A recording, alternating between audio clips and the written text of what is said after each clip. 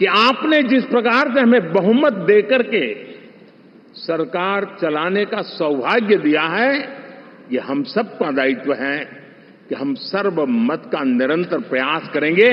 और देश को आगे ले जाने के लिए हम कोई कोर कसर नहीं छोड़ेंगे। साथियों,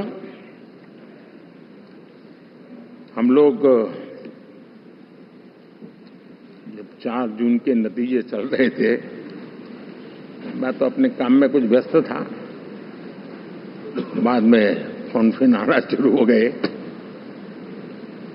तो मैंने किसी को पूछा, यार ये तो ठीक है आंकड़े वांकड़े, तो मुझे ये बताओ कि ईवीएम जिंदा है कि मर गया?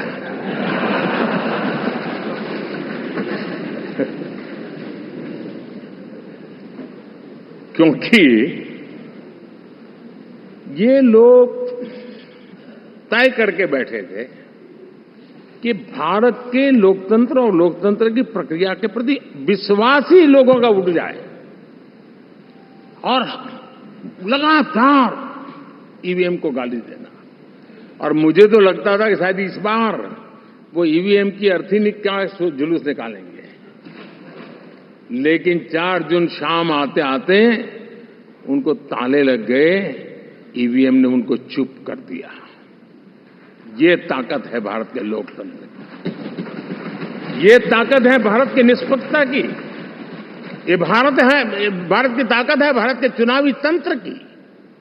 चुनाव आयोग की। और मैं मानता हूं कि ये आशा करता हूं कि 5 साल तो अब ईवीएम शायद मुझे नहीं सुनाई देगा, लेकिन जब 29 में हम जाएंगे तो फिर से शायद